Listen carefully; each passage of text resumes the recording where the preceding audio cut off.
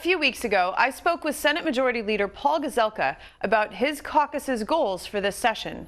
I began by asking if Minnesotans should expect tax relief. Yes, they should. The last 3 years, some of our policies, the Senate Republicans have, I think, worked, and so now we have a surplus. We fully funded our budget last year, education, HHS, etc. Everything was fully funded.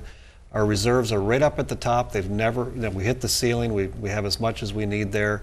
What do you do with the rest? Some people want to spend it. I say we should give it back. So a couple of things that we're looking at. One is fully exempting Social Security income. That's something that Minnesota is one of a few states that does that. Maybe we could just get rid of that one. Another one is for farmers. It's called Section 179. It's when they purchase farm equipment. We want that to line up with the federal government and their tax law. That would save them some taxes as well. So those are a couple ideas. There's other things we're talking about, but those are two. Let's turn to bonding, because this will be a bonding year, and that's also top of mind. Governor Walz has put together a package of proposals that would spend about $2 billion.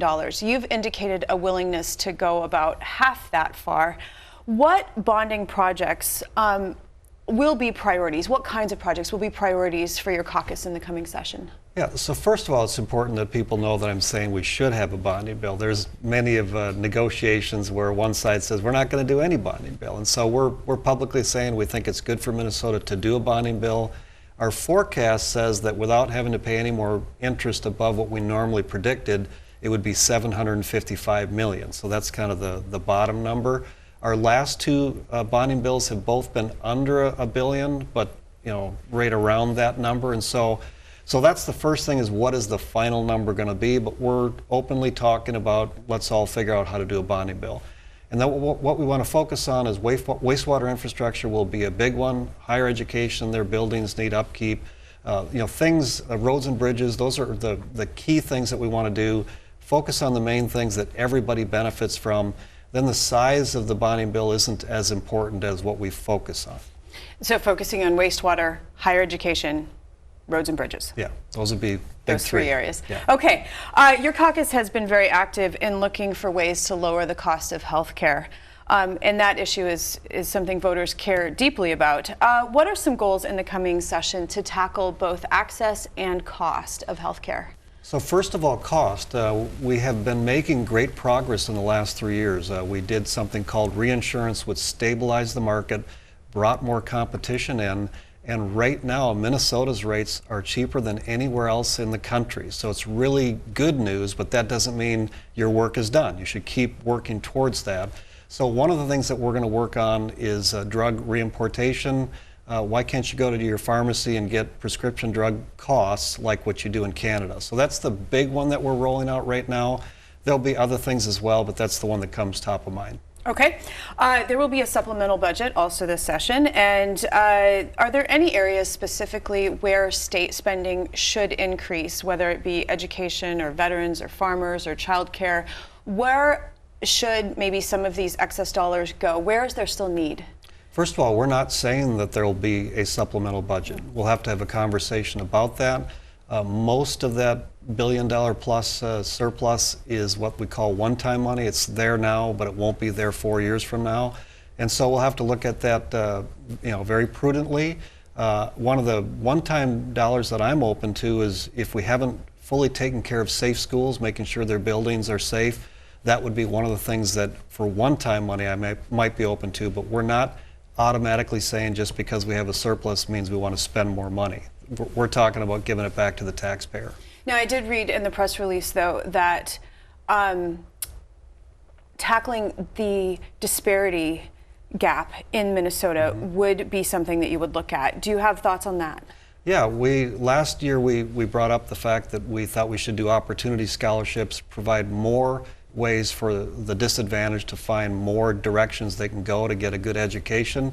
Our disparity in Minnesota, racial disparity for education, is lower than anywhere else in the country. So the disparity is great in Minnesota between white and, say, black, but you take that same black population in other urban areas around the country and we're not doing well against them either. And so I say it's the definition of insanity. If you keep doing the same thing, you're going to keep getting the same results. we have to be willing to try things like the Opportunity Scholarship. There's a program called ACE in Texas where they pay teachers more to be in front of students in very difficult districts. So we have to explore things that are different than what we've been doing, and I'll continue to advocate for that. There has been a spike in violent crime in Minneapolis and St. Paul of late. Addressing the uptick in violence is a priority for your caucus. What types of proposals would be included in lowering the incidence of violent crime, especially in Minneapolis, St. Paul? So we know it's a complex problem, but it is rising, and so we just say it's unacceptable. One of the things that we're going to do, in fact, we're doing a hearing on this up in Hibbing within the next week on public safety issues, and one of them is being tougher on felons that have a gun. They're not supposed to have a gun. If they've got a gun and they're a felon, the odds of them committing a crime are going to go way up, and so we want to be. That's an area that we want to explore to actually be much tougher in that area on sentencing. Okay. Anything else at this point on that topic? No, not at this point. Not at this point. Okay. Recently, both the Energy Chair, David Osmek, was on the program, and the bill's author, Senator David Senjem, talking about clean energy first. What are the benefits for the state by setting up a preference for clean energy over the traditional ways that we have powered this state? So there's been a lot of conversation about 100% renewable by 2050 or whatever, and I've always said that's not the way we should be going. Last year we had the polar vortex in February. Our 30% renewable energy could only produce 5% of the energy we needed. So if you just have renewable, that's a problem. And so we're saying let's focus on clean energy that's affordable and reliable. So it includes renewable energy, but it also includes the new technology, nuclear. It includes clean coal out from North Dakota. They're being able to capture all of the CO2. I mean, we have different technology today. We should be using the resources that come from water. I mean, we should look everywhere. If the goal is about reducing the carbon footprint, it doesn't have to just be renewable. So we're going to emphasize all of the above. Let's use technology today and move in that direction. And finally, before we go, there have been lots of problems with the Department of Human Services, lots of headlines, overpayments to tribes and counties. The legislative auditor issued a report recently pointing to, quote, troubling dysfunction. Your caucus has said that you're looking at oversight and accountability measures. What does that entail? Well, first of all, it's an area I hope that the governor leans in with us. We did work together to fix MNLARS, our license and registration services. That was an area that we had talked about for probably 6 years. This governor agreed to have an independent third party look at it, and we ended up going the direction that we talked about.